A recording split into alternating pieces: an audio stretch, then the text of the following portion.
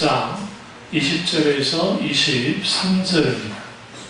마가복음 11장 20절에서 23절입니다. 그들이 아침에 지나갈 때에 무화과 나무가 뿌리채 마른 것을 보고 베드로가 생각이 나서 여짜오되 라삐어 보소서 저우주하신 무화과 나무가 말랐나이다. 예수께서 그들에게 대답하여 이르시되 하나님을 믿으라. 내가 진실로 너희에게 이르노니 누구든지 이 산들어 들리어 바다에 던져라 하며 그 말하는 것이 이루어질 줄 믿고 마음에 의심하지 않으면 그대로 되리라. 아멘. 말씀 제목은 하나님의 믿음과 나의 믿음입니다. 말씀 제목은 하나님의 믿음과 나의 믿음입니다. 이 말씀의 배경은 예수님이 예루살렘의 성전 들어가기 전에 길을 지나가시다가 무화과 나무를 보게 됩니다. 마침 잎사귀가 무성해서 시장하셨기 때문에 가까이 가봤더니 열매가 없었습니다. 그래서 예수님이 이제 저주를 하시죠. 그래서 즉시 바짝 말라 죽게 되어지는 그런 일들이 벌어졌고, 예루살렘에 들어가셔서 성전 청결하시고 나왔을 때 이제 베드로가 그 발견을 합니다. 그 발견을 하고 예수님께 저주하신 무화과 나무가 말랐습니다 하는 겁니다. 여기서 우리가 알아야 될 게, 예수님이 그냥 아무 이유 없이 무화과 나무에게 저주한 건 아닙니다. 왜 그러냐면, 예수님께서 무화과 나무를 저주한 이유는 딱 중요한 이유는 뭐냐면, 잎사귀는 무성한데 열매 없는 것을 경고하는 거예요. 그런데 이제 문제는 성경이 뭐라고 말하냐면, 여름이 가까웠다. 그러니까 아직 무화과 나무의 철은 아니었다라고 이제 성경 말해요. 그럼 말이 안 되잖아요. 왜 말이 안 돼요? 잎사귀가 그 정도로 무성할 것 같으면 철이 아니더라도 열려야 되지 않느냐? 근데 사실은 무화과 나무 열매가 열릴 만한 시점은 아니었거든요. 근데 여기서 우리가 좀 이제 무화과 나무가 어떻게 만들어지는지, 열매가 어떻게 있는지 좀 알아야 되는데, 무화과는 다른 그 나무와 달리 열매가 먼저 맺습니다. 열매를 맺고 그 다음에 잎사귀가 막 돋아나는 거예요. 그러니까 그 시기가 여름이 아직 가까이 왔지만 아직 여름이 되지 않았다 할지라도, 주로 여름에 무화과 나무가 하니까요, 해도 그 열매는 맺어 있어야 돼요. 왜? 잎사귀가 무성하기 때문에. 시기와 상관없이. 근데 없는 거야. 이것은 이제 두 집단을 향한 경고의 말씀인데, 하나는 앞으로 있을 그 유대 정교 지도자들, 자칭 유대인이라고 떠버리는 종교인들, 이렇게 열매 없으면 이렇게 바싹 말라 죽게 된다라는 경고하는 것이고, 또 하나는 예수님의 제자들과 예수님의 다른 자들에게 너희는 마땅히 열매 있는 자가 되어야 된다라는 것을 교훈하시는 사건으로서의 이제 무화과 나무 저주 사건이에요. 그런데 이제 문제는 뭐냐면, 오늘 예수님이 이제 그들에게 이렇게 말합니다. 하나님을 믿으라 라고 말씀하십니다. 이 한국어로 된 번역이 이게 좀 부족해요. 왜 그러냐면, 사실 헬라어 원문이나 또 영어 성경 같은 것도 마찬가지고, ASV라든지 그 다음에 YLT 버전, 또 뉴 인터내셔널 버전, NIV 같은 그런 그 버전은 Have faith of God이라고 되어 있어요. 하나님의 믿음을 가져라. 혹은 하나님의 믿음을 소유하라. 그러니까 하나님이 소유하고 있는 바로 그 믿음, 그 하나님의 믿음을 가지라고 성경은 말하고 있어요. 가져라, 하나님의 믿음을. 우리가 하나님의 믿음을 갖는다는 것이 왜 중요하냐면, 원수가 우리를 공격할 때 가장 먼저 공격하는 것은 우리의 믿음입니다. 어떻게든 우리의 믿음을 무력화시키기 위해서 공격을 해요. 사실 우리의 일련의 삶 속에서 일어나는 일들, 사건, 갈등, 문제, 이 모든 것들은 다 믿음으로 풀어야 될 것들이에요. 세상 사람들은 인간적인 방법과 인간적인 어떤 철새술과 인간적인 어떤 것으로 그걸 풀어나가겠지만 예수님을 믿는 사람들은 적어도 이 모든 것을 믿음의 문제로 해석하고 믿음의 문제로 이걸 해결해 나가요. 그래서 사탄은 어떻게든 우리의 믿음을 무력화시키고 어떻게든 우리의 믿음을 무너뜨리려고 하고 하나님은 어떻게든 우리의 믿음을 훈련시키는 거예요. 성장시키는 거예요. 그래서 하나님은 우리에게 무엇을 허용하시냐면 우리 안에 벌어지는 일상 일들입니다. 이런 일, 저런 일, 이런 상황, 저런 상황. 그러니까 이 일이 해결이 되면 다른 문제가 오고 또 이 문제가 해결이 되면 또 다른 문제가 오고 문제. 어떤 심리학자가 그랬다잖아요. 인간의 모든 문제는 인간 관계에서 온다. 그러니까 관계에서 온다. 그러니까 관계를 따르면 문제는 없다. 그러니까 사람과의 관계든 어떤 관계든 그런 관계 속에서 실제로 문제가 발생이 되죠. 문제는 우리가 지금 이런 상황, 저런 상황, 이런 문제, 저런 문제 이게 있단 말이에요. 그것을 생짜로 내가 그걸 감당을 하면 겪지 못해요. 그러니까 어떤 사람은 그것을 잘 이길 수 있는 그런 감당이 있는 사람일 수도 있고 또 어떤 사람은 이기지 못하는 사람일 수 있습니다. 그래서 필요한 게 뭐냐면 믿음을 앞장서 나가는 거예요. 나의 믿음은 어떤 믿음이 되어야 되느냐? 하나님의 믿음을 가지는 믿음이 되어야 돼요. 그러니까 나의 믿음은 무조건 내가 믿습니다. 내가 이 문제 해결할 줄 믿습니다. 라고 하는 자기 신념을 바탕으로 하는 것이 아니라 인격체이신 하나님을 바탕으로 하는 그 믿음을 가져야 되는 거예요. 오늘날 너무나 많은 신자들이 지식으로 어느 정도 진리에 동의합니다. 그리고 그 믿음이라는 것이 피상적이고 이론에 머물러 있는 경우가 많아요. 그 믿음이 우리의 현실 속에서 실질적으로 사용되어져요. 그 믿음의 무대가 사용되는 것이 어디냐? 기도예요. 하나님 앞에 기도하면서 하나님이 역사하시도록 해야 돼요. 아주 중요해요. 문제는 뭐냐면 피상적이고 이론의 지식, 정보적으로 있는 그런 믿음에 머물러 있게 되어지면 믿음의 역사와 믿음의 능력을 경험하지 못합니다. 그러니까 하나님이 살아서 역사하시는 그런 역사를 경험하지 못하기 때문에 늘 관념에만 자기 생각 속에만 머물러 있고 실제로 어떤 문제가 생기면 믿음은 전혀 사용되지 않아요. 세상 사람과 똑같은 일들이 벌어집니다. 그래서 우리는 성경에서 말하는 믿음은 인격체 되신 하나님을 하나님으로 믿고 하나님께 초점을 두고 하나님께 반응하는 것, 그것이 성경에서 말하는 믿음이에요. 그러니까 우리가 사람에게, 환경에게, 어떤 상황에 반응하기 시작하면 그 속에서 내 믿음의 자리가 없는 경우가 많아요. 그러니까 가장 큰 문제는 어떤 문제를 만난 게 문제가 아니라 그 문제의 크기가 문제가 아니라 믿음 없이는 문제예요. 그러니까 지금 내가 믿음 없을 수 있어요. 현재. 그럼 우리는 어떻게 해야 돼요? 나의 믿음 없는 것에서 하나님 앞에 기도해요. 주님, 내가 믿음이 없습니다. 나를 불쌍히 여겨주십시오. 아버지의 믿음을 내게 부어달라고. 내게 믿음이 필요하다. 그리고 주님, 이 모든 것들을 감당할 수 있는 그 믿음을 달라 기도하잖아요. 지속적으로. 주님, 내가 감당할 수 있는 믿음을 내게 부어주옵소서. 그 믿음으로 말미암아 나아갈 수 있게 되달라고 하나님 앞에 기도할 때 그런 믿음이 역사하는 믿음으로서 나타나는 거예요. 참 믿음은 뭐냐? 인격주신 하나님께 모든 것을 두는 거예요. 자신의 주관적 감정의 생각이 믿음이 아니기 때문이죠. 그래서 믿음에서 가장 중요한 것은 늘 강조하는 믿음의 대상이신 하나님이에요.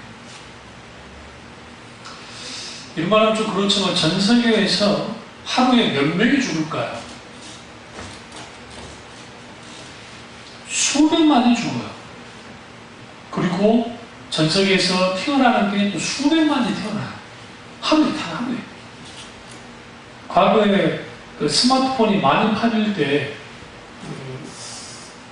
연세대학교 김상국 교수님이 어디서 통계를 하고 봤는데, 하루에 스마트폰이 팔리는 게 전 세계적으로 800 몇만 개가 판정이 돼요. 하루에 800 몇만 개가 전 세계적으로 스마트폰이 팔리고, 뭐 텔레비전이 뭐 수백만 대가 팔리고, 자동차가 뭐 100 몇만 대가 팔리고, 하루하루에 그 일들이 벌어지고. 그러니까 우리는 일상의 삶을 이렇게 살아가지만 우리에게 지금 가장 필요한 것은 믿음이에요. 그러니까 사탄은 어떻게 공격하냐면 우리의 믿음 없음을 알면 아주 우리를 가지고 놉니다. 원수. 근데 어린아이라 할지라도 믿음이 있으면 함부로 하지 못해요. 꼼짝을 못해요. 그게 원수예요. 사탄. 그래서 사탄은 어떻게든 우리의 믿음을 무감각하게 우리를 넘어뜨게 하는 그 대표적인 게 의심과 염려입니다. 우리의 의심을 불어넣는 거예요. 어떻게든 우리가 하나님의 놀라운 역사하심보다는 의심케 만듭니다. 그 의심의 이면에는 자기 합리화가 있어요. 그러니까 자기 계산. 이렇게 생각할 때 이렇게 할 때 안 될 것 같아 라고 하는 것들. 그런 것들이죠. C 채널인가 그 기독교 채널에서 GTV인가요? 거기에서 그 방글라데시 선교사님이 이제 사역하는 것을 이제 잠깐 제가 봤었는데, 그 사모님이 방글라데시 이제 인과 결혼을 했더라고요. 그 선교사님이.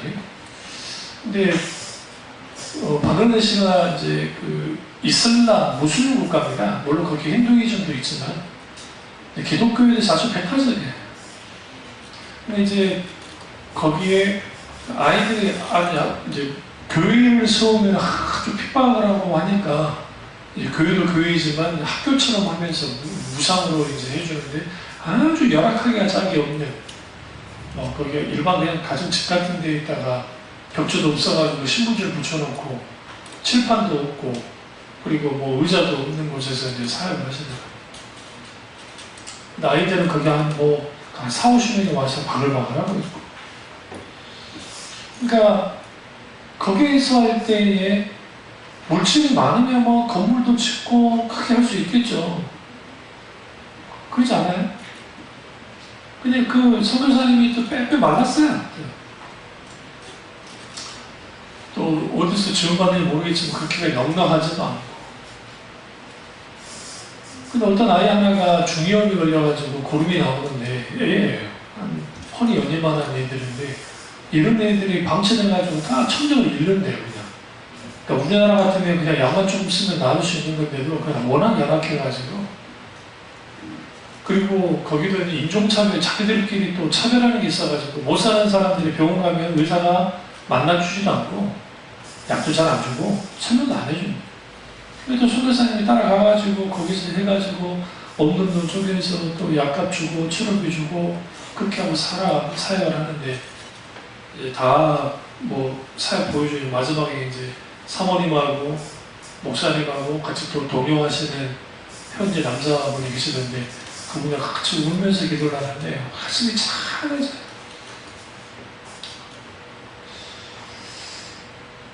그토록 하나님이 살아서 역사하신다고 하는데 믿음의 역사가 성령의 초자연적인 놀라운 역사가 나타나면 좋겠는데 그런 역사가 나타나지 않는 거예요. 이게 이제 딜레마예요. 그러니까 기도하면 하나님이 역사하신다 라고 믿어요. 그리고 실제로 기도를 해요. 또 다른 선교사님도 한번 저기 나왔었는데 거기가 캄보디아인데 아주 깊숙한 그 지역에서 하는데 불교도들이 교회를 세우면 그거 놓고 또 아주 핍박을 하니까 어쩔 수 없이 마을 없는 곳에, 그러니까 마을로부터 떨어진 그런 곳에다가 교회를 세워진 교회가 보였는데 어떤 저는 애 엄마인데 애 엄마가 갑자기 봤자 20대 후반이에요. 매게 많아가지고 죽기 일곱 직전까지 하고 있는. 그렇게 하나님 앞에 기도하고 그렇다 보니까 은사주의자들이 있는데 기도하시는 분들이 치유가 안 되는 거예요. 하나님이 그 사람을 치유해 주시면 하나님의 놀라운 일들을 벌어질 것 같은데, 그러니까 자칭 은사주의자들은 하나님은 모든 병을 고치고 모든 것을 하나님 하신다라고 말하시는데 그 명제 자체는 맞아요. 하나님 모든 병을 고쳐요. 그런데 중요한 것은 하나님은 하나님의 뜻 가운데서 하나님의 계획과 목적이 있어야 그 일을 이루세요. 그래서 모든 치료의 역사는 하나님의 주권이 달려있어요.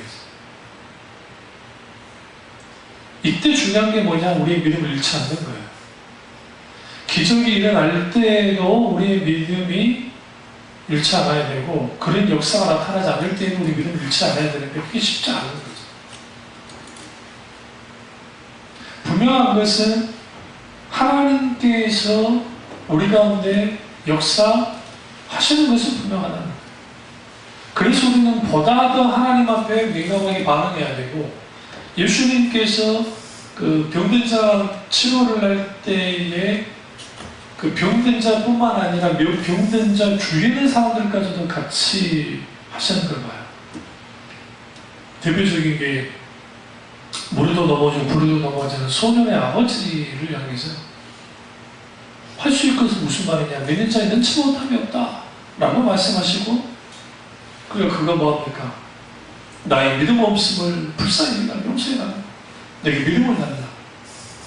믿음이 그에게 들어갔고, 그리고 하나님의 놀라운 역사가 나타난다. 그런 것처럼 우리에게는 하나님의 믿음을 갖는 게 아주 중요해요. 그러니까 하나님의 믿음을 갖고, 그럼 그 하나님의 믿음은 뭐냐는 거예요, 도대체.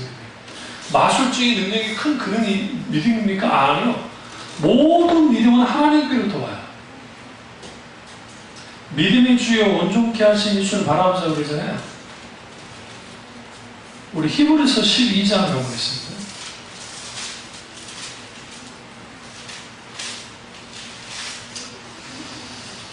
2절을 보시면 믿음의 주요 또 온전케 하시니 이 예수를 바라보자. 그는 그 앞에 있는 기쁨을 위하여 십자가를 참으사 부끄러움을 개의치 아니하시더니 하나님의 보좌 우편에 앉으셨느니라.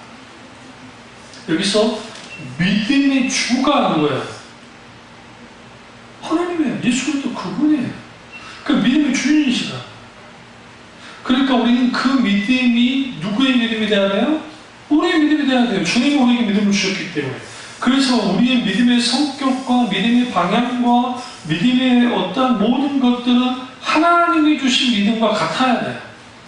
아, 목사님 믿음이 다를 수 있나요? 아니요. 오늘날 사람들이 그 어떤 착각들을 하냐면 자신의 신념이 마치 믿음인 것처럼 착각하는 사람 생각도 많아요.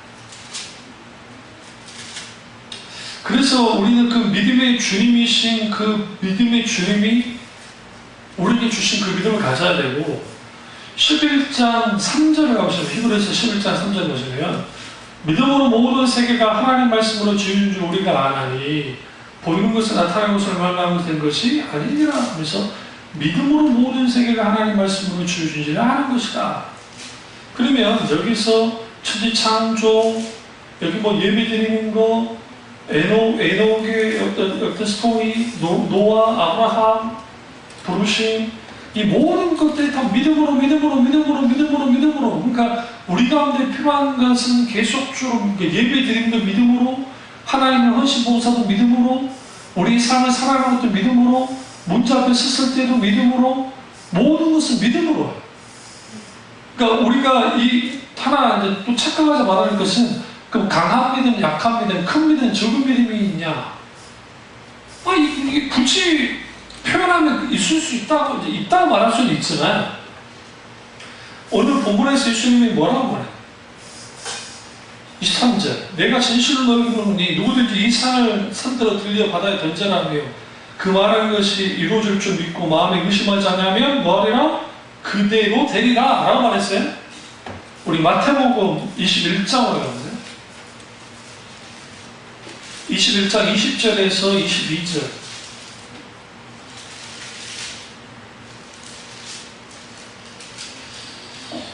여기서 그 21절을 보시면 예수께서 대답하여 이르시되 내가 진실로 너희에게 이르노니 만일 너희가 믿음이 있고 의심하지 아니하면 이 모아가에게 된 이 일만이 아니라 이 산들어 들려 바다에 던지라 해도 될 것이요. 22절 중에 너희가 기도할 때 뭐든지 믿고 구하는 것은 다 받으리라 하시니라. 여기서 만일이라고 하는 게 가정법이에요. 그러니까 우리 이걸 한국식으로 해석하면 안 돼요. 한국식으로 해석을 해버리면 만약 네가 믿으면 이런 역사가 나타날 거야 라고 하는 그런 가정법이 아니에요. 그러니까 헬라어의 가정법은 이거는 강조예요. 무슨 말이냐? 믿음을 강조하는 거죠. 그러니까 만약에 뭔가 될 거야 그게 아니라 정말 네가 믿고 있다면 너 그 믿음이 있으면 그 믿음을 통해서 이 노란 하나님의 역사가 나타나는 게 당연한 거다. 그게 뭐냐? 하나님의 믿음. 이 믿음을 우리에게 뭐라고 해요? 카자라고 말씀하세요. 그래서 우리가 기도한 것을 받은 줄로 믿고 그대로 될 것이다 라고 하는 그 말씀이 오늘 우리에게 아주 중요한데, 그 하나님을 믿는다는 것, 그 믿음이 도대체 뭐냐는 거예요. 그것은 뭐냐? 하나님께로부터 주어진 신뢰와 확신이에요. 사탄은 우리 믿음을 무엇으로 무너뜨린다고요? 의심과 염려로. 근데 하나님 우리에게 신뢰와 확신을 가져다 줘요. 그러니까 뭐가 싸우느냐? 의심과 염려가 신뢰와 확신과 싸우는 붙는 거예요.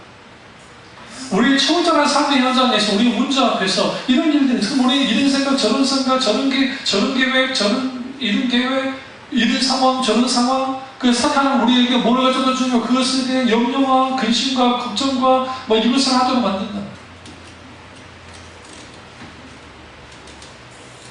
그러다 보면 무슨 일이 벌어지느냐? 우리의 믿음 무력화시킵니다. 그러니까 사탄이 원하는 것은 제자리 걸음만 해도 괜찮아요. 그 사람. 제자리 걸음만 계속 믿음으로 반응하지 못하게.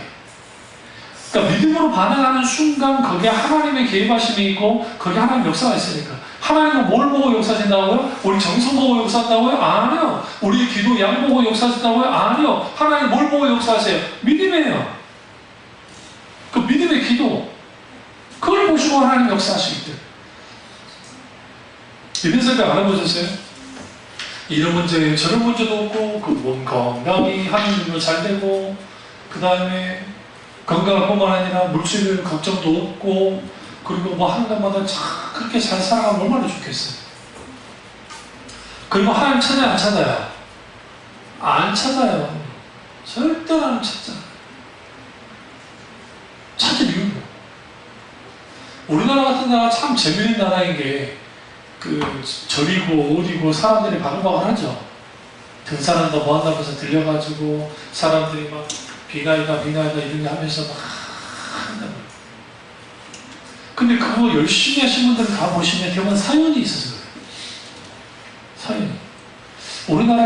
우리나라가 새벽 기도에 대한 아주 좋은 전통이 있었어요. 그런데 거기에는 그 좋은 전통이었고 아주 귀하긴 했는데 우리 종교심하고도 연결이 잘 됐기 때문에 그게 촉발된 거예요.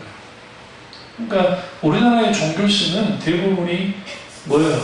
새벽에 정한서 떠놓고 했던 거예요. 그러니까 길순주 목사님이 가장 공식적으로 새벽 기도를 했거든요. 물론 성경에 예수님의 새벽 기도 했다는 기록이 있으니까 쭉 찾아가면 또 예수님까지 갈 수 있겠지만, 근데 그분이 도교. 예수님 믿기 전에 돈 닦던 분이에요.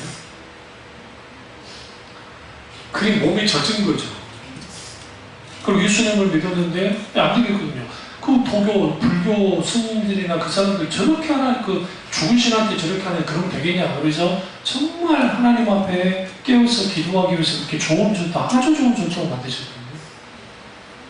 그래서 어느 날인가 이게 변설이 돼가지고 일종의 특별 새벽 기도라는 어떤 게 생겨나서 어떤 그런 특별 새벽 기도에 참여하면 복 받고 문제 해결되고 강력한 하나님 놀라운 역사 나타나고 다 된다는 거죠.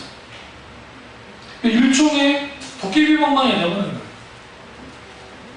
길순주 목사님이 생각했던 것과 전혀 다를 거예요. 왜냐하면 길 목사님은 저도 하나님 앞에 기도하면서 항상 주님의 걸어가셨던 그 길을, 그 모범을 따라가기를 원하셔서 그렇게 한 건데, 그런 일들이 오늘날 한국교회에 나오고 있어요.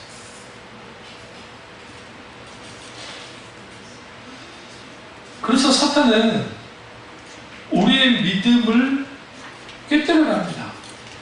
그때 가장 먼저 하는 게 뭐냐면 우리에게 의심과 염려를 줄 때 시선을 교란시켜요. 우리의 시선. 그러니까 우리의 시선이 문제라고 하는 시선에 두도록. 이때 여러분 빨리 벗어날 수 있는 건 이거예요. 무시로 기도하는 거예요. 그러니까 여러분 마음속에 이런 불안함의 마음이 있고 막 소위 말하는 흔들림이 있으면 계속적으로 좀 찾는 거예요. 하나님 이 부분 하나님 역사해 주시고 하나님 이 부분에 하나님 이런 염려가 있고 그 염려도 다 알아야 돼. 하나님은 이런 불안함이 있습니다. 하나님 어떻게 하길 원하십니까? 주님이 역사해 달라고 주님이 함께 해달라고 하면서 그것을 계속 무시로 하나님 앞에 나아가서 계속 기도하고 주님을 찾고 또 찾고 찾으면서 내 시선이 이 불안했던 시선이 분산되었던 시선이 하나님 한 분으로만 계속적으로 모아지기 시작할 때 그게 모아지다 보면 거기에 인격지신 하나님의 놀라운 기름 부으심과 거기에 하나님의 어떤 감동들이 있기 시작합니다. 그때 아까 말씀드렸죠. 신뢰와 확신이라 했잖아요. 하나님은 그 신뢰할 수 있는 그 신뢰의 마음과 확신을 주시는 성령이었어요. 그러면 그 다음부터의 기도의 내용이 달라져요. 이제는 불안함 속에 기도했다고 한다면 이제는 하나님이 이루실 줄 믿는다고 하는 기대감을 갖습니다. 성령께서 마음껏 역사해 주시고 그리고 믿음의 걸음을 한 걸음 한 걸음 떼어나갈 때 거기로부터 하나님 놀라운 역사가 나타나는 거죠. 그래서 우리의 믿음은 철저하게 하나님의 믿음을 의존하는 거예요. 내게 하나님의 믿음을 주옵소서. 믿음으로 모든 세계가 지어준 줄 안다 하잖아요. 믿음의 주인이 누구시라고요? 예수님 그분이시다 했잖아요. 그뿐 아니라 우리가 그 하나님의 믿음 베이스 오브 갓이라고 하는 그 하나님의 믿음을 좀 더 깊이 보려면 적어도 그 성경에서 말하는 그러니까 인격체신 하나님이 가지고 있는 그 믿음이라는 게 도대체 뭐냐?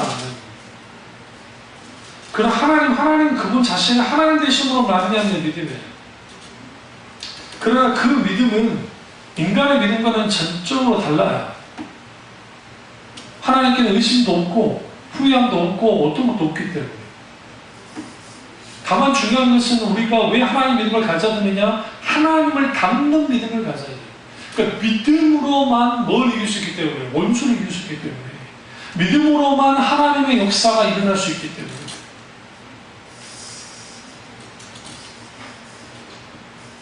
소위 말하는 긍정적 사고와 낙관주의가 믿음은 아닙니다. 왜 믿고 무엇을 믿고 믿음의 결과가 무엇인지 살펴야 돼요. 그래야 하나님의 믿음을 갖게 되고 구원의 믿음을 가질 수 있습니다. 근데 문제는 우리의 믿음의 방해 요소가 되는 게 뭐냐면 그게 예레미야 17장 9절에 만물보다 거짓되고 심히 부패하는 것이 마음이라는 것처럼 우리 마음이에요.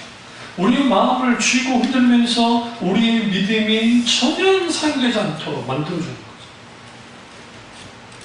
재밌는 게 하나님의 믿음을 가지라 할 때의 그 가지라가 헬라어로 에세테인데 이게 능동태 현재형 복수 2인칭이에요.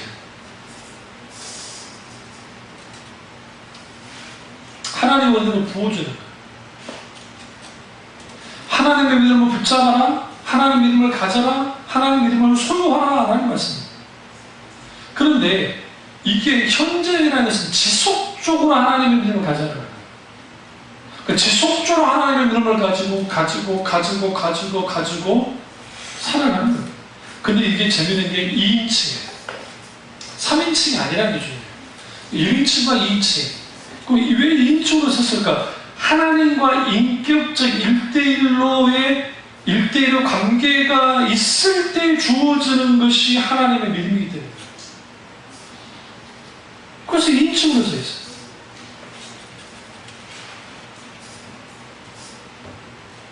그러면 예수님이 여기서 말할 때 산과 같은 문제에 대해서 말하는 거였거든요. 거대한 산과 같은 문제, 힘들고 어려운 일들이 있을 때 우리가 재빠르게 구할 것은 문제 해결을 위해서 구하기보다 가장 재빠르게 구할 것은 우리에게 믿음을 달라고 계속해요. 감당할 수 있는 믿음과 동시에 하나님의 믿음을 소유해야 됩니다. 그럼 왜 우리가 그 하나님의 믿음을 소유해야 되니까? 하나님 그분의 살아계심을 드러내기 위해서, 아버지 하나님 앞에 영광을 드리기 위해서, 아버지가 원하는 뜻을 이루기 위해서. 다른 거 아니에요. 단순히 문제가 해결을 위해서가 아니에요. 오늘날 사람들이 착각하고 있는 게 뭐냐면 믿음, 기도 이런 거 그냥 현실의 문제를 풀고 막 어떤 응답받고 하는 것이 기도의 전부라고 생각하는 게 이게 문제인 거예요. 기적이 나타나는 거 아주 소중하고 기도 응답하는 거 아주 소중해요. 그대로 이거 하셔야 돼요. 기도하고 난 다음에 기도 응답 받았고 그 응답 받은 역사가 나타났으니까 그로 기도가 끝나는 것이냐? 그렇지 않아요. 그 기도 응답 받고 난 다음에 이후에 하나님께 영광을 드리고 그것이 어떻게 하나님의 하신 일들을 드러내고 아버지 앞에 정말 영광을 드리는지가 그게 아주 더 중요한 거죠. 근데 응답 받으면 그걸로 끝나버리는 사람들이 원래 너무나 많아요.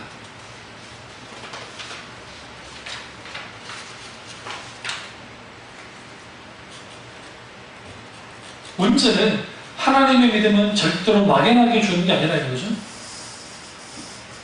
너와 나라는 2인칭으로 주어진 거기 때문에 하나님과의 관계 속에서, 그래서 강한 믿음, 약한 믿음, 큰 믿음, 적은 믿음은 어떻게 결정되어지느냐? 하나님과의 거리에서 결정돼요.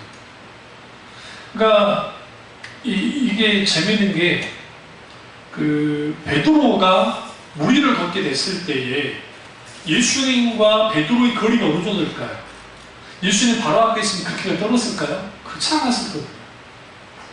분명히 성경에 무리를 걸었다 했어요.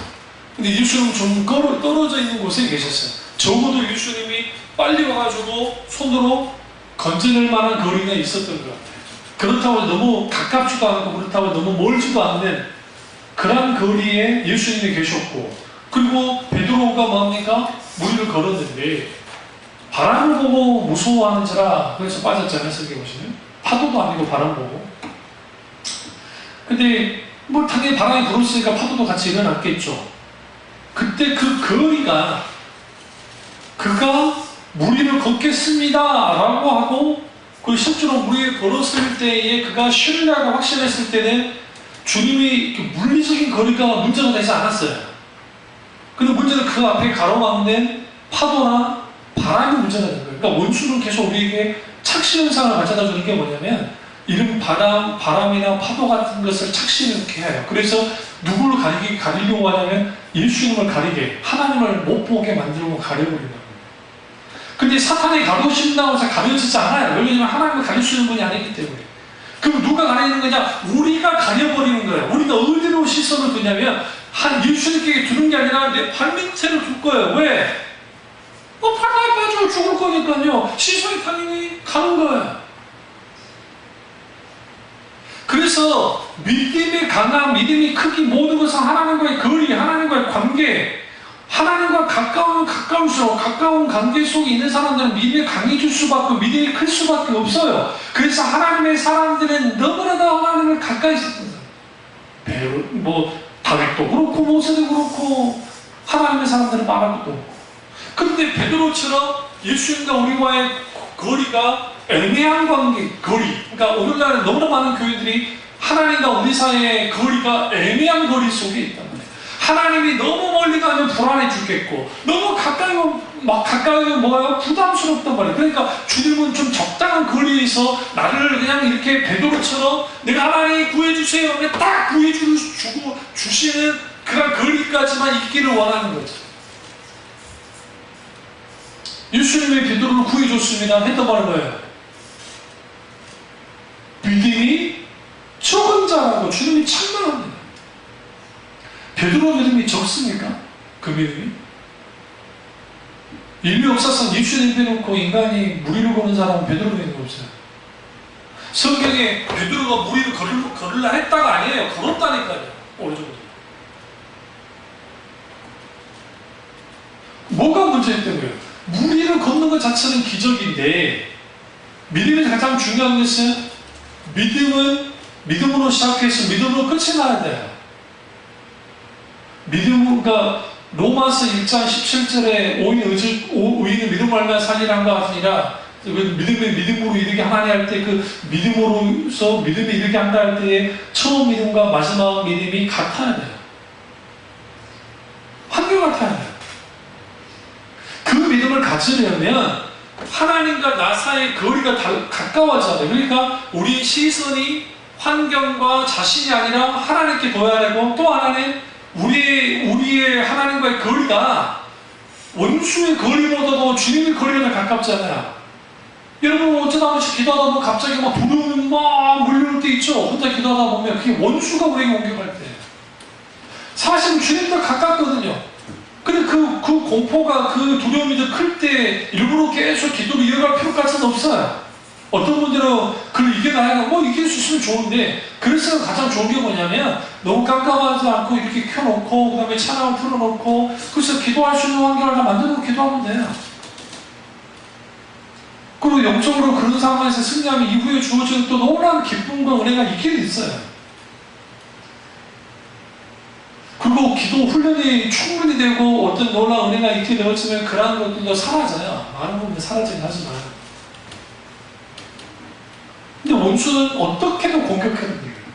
그래서 우리에게 어떻게 착각하게 만드냐면, 자기 사탄이, 원수가 하나님보다 더 가까이 있다고 하는 것을 착각하게 하고, 문제가 하나님보다 더 가까이 있다고 생각하고 모든 것을. 근데 여러분 아셔야 되는 게,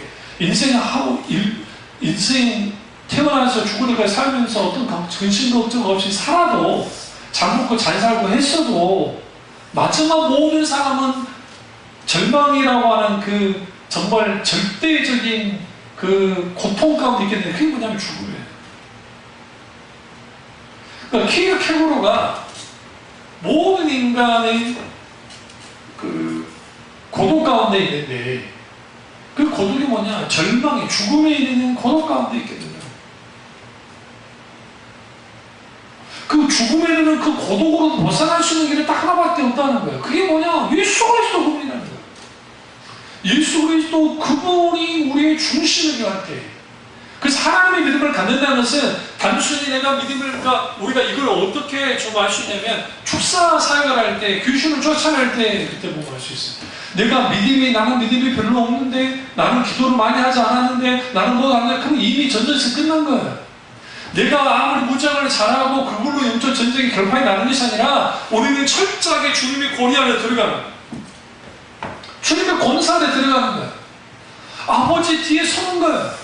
그러니까 아버지 하나님을 앞세우는 거예요. 그러니까 하나님께서 하시기를 성령께 민감하게 반응하면서, 내가 나사렛 예수 그리스도의 명으로 더럽고 추악한 귀신아 물러갈지어다 할 때에, 단순히 선포가 그렇게 역사하는 것이 아니라 내 속에 거하시는, 나와 함께 하시는 예수 그리스도 그분이 함께 하실 때 그 역사가 나타나는 거예요. 사도 바울이 점치는 귀신이 들었던 소녀를 귀신을 쫓아낼 때 거기서 막 북쪽으로 장구축하며 쫓아냈나요? 믿음의 소파 한마디에 천천히 돌아가고 있어요. 그렇다고 소포만 하면 끝나는 건 아니고 케이스마다 다르긴 하겠지만 어쨌든. 그러면 바울의 믿음이 너무너무 컸기 때문에 그런 거면, 물론 바울의 믿음이 컸습니다. 그래, 가장 중요한 것은 바울 그 자체 때문에 귀신이 쫓겨난 게 아니에요. 하나님 때문에. 시몬이라는 가짜 마법사가, 마술사가 막 귀신 쫓아내는 거 흉내내고 장난질 하니까 베드로가 조주한다는 거니까 조주했고. 그래서 시기인가 뭔가 제사장이 일반 제사장이에요. 그러니까 유대종교 제사장이 아니고, 그놈이 장난질 하다가 어떻게 귀신 쫓아낸다고 장난질 하다가 옷 다 찢기고 도망쳤다고. 그러면서 귀신 했단 말이, 내가 예수도 알고 베드로도 알고 바울도 알고 네 누구냐는 거지.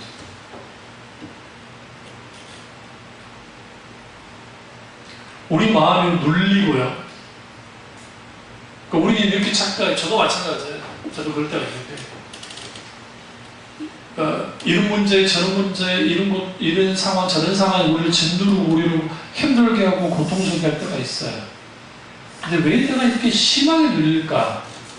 물론 그 심하게 눌리는 문제가 있으니까 눌리는 것은 분명해요. 그런데 역설적이게도 믿음이 무너졌어요. 왜요? 히브리서에서 믿는 자는 우겨싸움을 당하지 않는다라는 설명이 있어요. 그러니까 하나님의 믿음의 사람은 우겨싸움을 당하지 않는다는 말은 무슨 말이냐면, 이 우겨싸움이라는 게 전쟁 용어인데, 로마 군인들이 전쟁을 할 때에 그 도시를 전체를 확 우겨싸요. 3개월 대군이 와가지고. 그 싸면 이 사람들은 전쟁 안 하고, 그러니까 예루살렘이 그런 케이스인데, 예루살렘에 3년 동안 포위를 했어요. 나중에는 지들끼리 잡아먹고 하고 해가지고, 물론 토성을 쌓아서 하긴 했지만, 어쨌든 그렇게 하고 자멸한 게 예루살렘. AD 70년에 13년 동안 그랬어요. 원수가 우리를 우겨 싸려고 막 싸요. 그래서 이 환경의 문제, 저 환경의 문제, 이 사람의 문제, 저 문제, 이런 거 저런 거 하면서 우리에게 막 우겨 쌀 것들을 막 창창창창 우겨 싸요. 그런데 믿음의 사람 우겨 쌓이지가 않아요. 예전에 조유경 목사님이 그 소리가 정말 제가 멋졌었는데, 앞뒤 좌우 옆 다 막히고 우겨 쌓인다 할지라도 하늘만은, 하늘에 계시는 하나님이 계시는 그 하늘만은 어느 누구도 우겨 쌓을 수 없기 때문에 하나님만을 바라보면서 반드시 믿음의 승리를 해야 된다.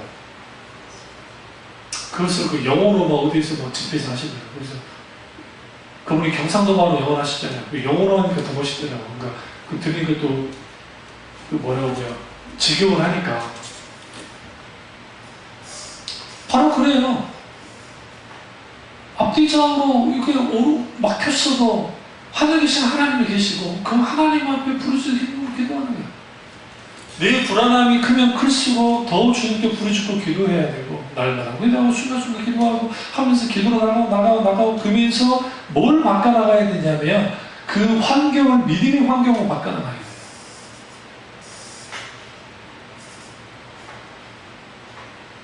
그러니까 그 야이로의 딸을 주님이 살리실 때, 죽은 아이를 살리실 때 사람들을 다 나가게 하고 부모하고 베드로, 야고보, 요한만 데리고 들어가시잖아요. 그거 왜 그랬어요? 하나님의 역사가 나타나려면 그 역사 속에는 그 믿음에 반응될, 그 믿음의 역사가 나타날 수 있는 분위기가 혹은 환경이 조성돼야 돼요. 주님 그걸 원하는 거예요. 그 기식과 표적이 실제로 나타나는 게 그 부모에게 보여주는 거예요. 그러니까 일종의 우리는 무슨 작업이 필요하냐면 그 믿음의 작업들이 필요해요. 그래서 우리는 이런 것들을 통해서 믿음의 환경과 믿음의 분위기가 우리 가정과 교회와 이 나라 민족에 흘러넘치도록 만들어요. 그러니까 원수는 그걸 너무 견디지 못해요. 왜? 믿음의 사람들이 나타나기 시작하면 자기가 골몰을 섰거든요. 그래서 사탄이 이걸 좀 잘못하게 하면 이제 맹신으로 빠지게 하고 적극적 사고방식이나 자기 신념체계를 믿음으로 가게 만들고 일종의 자기 막 그런 식으로 해가지고 믿음 무력화시키기도 하고, 또 하나는 지극히 냉소주의. 병들었으면 의사 찾아가야지 하나님께 기도해? 그런 목사들 생각도 많다고요. 보수적인. 근데 묻고 싶은 게 그런 목사들이 뭐 하려고 하면 진짜 실망을 가는 거예요. 뭐 하려고? 그냥 교인들 마음만 그 위로해 주려고? 실제로 예전에 내가 지금 우리 노예 말고 다른 노예에 있을 때 그 노회장이 또 목사님 그 말 하더라고요.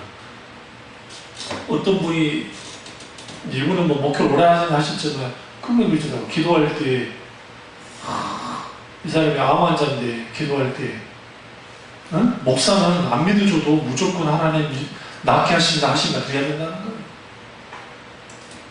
안 믿어줘도 무조건. 그러면서 그 후배 하나 있는데 후배 목사 하나가 이제 내일 모레 하시는 분에게 낫지 않더라도 응? 어쩌고저쩌고 하면서 막 일단 그건 정말 어리석어요. 아무튼 이제 그 조언은 옳은 건데 문제는 뭐냐면 기도하더라도 낫지 않더라도 그냥 기도해줘라 라고 하는 거예요. 그러니까 일종의 심리적인 작용만 하는 게 기도입니까? 물론 그 기도 속에는 치유가 있는 건 아니에요. 치유가 되지 않아도 하나님이 충분히 만지도록 하나님께서 그들에게 위로 주시고 새 힘을 주시고 너는 하나님 은혜가 내 베풀어 주신 그걸 해야죠. 그럼 우리가 기도하는 사람들은, 저도 믿음의 사람들은 어떻게 해야 되느냐? 하나님의 믿음으로 가지고 믿음으로 장악해야 돼요. 무슨 지 아시죠? 환경을 장악하고 그런 상황을 장악하고 믿음으로 붙들어 버리는 거예요. 그리고 원수가 장난질하지 못하도록 영적으로 해나가면서 우리 이걸 분명히 해야 돼요. 하나님 오늘 이 기도를 통해서 이 모든 역사를 통해서 하나님의 이루신 일들을 마음껏 이루어지게 원한다. 치료만을 위해서 기도하고 나가면 이게 핏대가 안 맞아져요. 예수님께서 수많은 병을 고치실 때 그 목적은 뭐였냐면 하나님께로 돌아가기 위해서, 잃어버린 백성을 찾기 위한 것, 그들을 구원하기 위한 목적이었어요. 물론 그들 육신의 병을 고치는 것도 있었지만. 그래서 우리가 그 가정마다 믿음의 사람들이 있을 때에 그 믿음을 갖게 되어지면 하나님에게 믿음을 부어주십시오. 제게 더 큰 믿음을 주십시오. 하나님 믿음을 갖기를 원합니다. 그러면서 내가 믿음으로 무장되어줘서 시선이 말했죠? 하나님을 향해야 되고 하나님과 가까워져야 되고, 그러니까 하나님을 향한 시선을 놓지 않고 하나님과 가까워지면 우리 속에 뭐가 부릴 때 일어나기 시작하냐면 하나님의 믿음, 하나님께로부터 주어진 그 선물과 같은 믿음들이 주어지는 거예요. 그게 우리가 아는 요소와 갈렙이 왜 있고, 이게 뭐 병치로뿐만 아니라 어떤 문제 앞에서도 느헤미야가 왜 있고, 여러분 느헤미야가 성벽을 건축할 때 불과 50일 만에 그냥 건축이 되는데, 근데 그 일이 그냥 일어난 게 아니에요. 하나님이 함께 하셨어요. 수많은 난관이 있었어요. 그때 뭐합니까? 믿음의 분위기와 믿음으로 느헤미야가 믿음으로 장악을 합니다. 전체를 장악하고 나갈 때 성령님의 민감한 인도를 따라 나가기 시작하는, 거기에서 놀라운 역사가 나타나는 거죠. 마찬가지로 오늘 우리가 하나님의 믿음, 그 믿음을 가져야 되고, 믿음의 초점과 방향이 철저하게 인격체신 하나님께 맞춰주셔야 되고, 그 다음에 이제 마지막 이걸 꼭 한번 다뤄야 될 게 뭐냐면, 믿음이 상될 때는 믿음의 선포가 요구된다는 거예요. 그게 뭐냐? 마가복음 오늘 본문에 있는 이 산을 들리며 바다에 던지라 뭐하며? 하며에 집중. 이건 뭐예요? 믿음의 선포예요. 믿음의 선포. 내가 나사렛 예수 이름으로 명하노니 이 모든 문제와 환경과 이 모든 것을 목표지를 취하라 믿음으로 선포하죠. 단순히 말에 힘이 있는 것이 아니라 우리의 믿음의 선포를 가운데 믿음으로 선포해 나가기 시작할 때, 거기서 하나님이 움직이시고 역사해 주시면 믿음의 역사가 어떻게 해요? 일어나는 거예요. 이것이 믿음의 법칙이에요. 단순한 외침이 아니라 하나님을 전적으로 신뢰하고 의지함을 통해서 믿음의 선포가 있을 때 믿음의 역사가 나타나기 시작합니다. 단순히 내가 바램을 가지고 외치는 게 아니에요. 하나님께로부터 오는 신뢰, 하나님을 향한 하나님의 약속하신 약속이나 확신을 가지고 믿음으로 선포할 때 그 믿음의 역사와 믿음의 기적이 동반한다는 거예요. 그 놀라운 은혜가 저와 여러분께 주변으로 충만합니다. 기도하겠습니다. 기도하실 때 하나님, 오늘 이 말씀이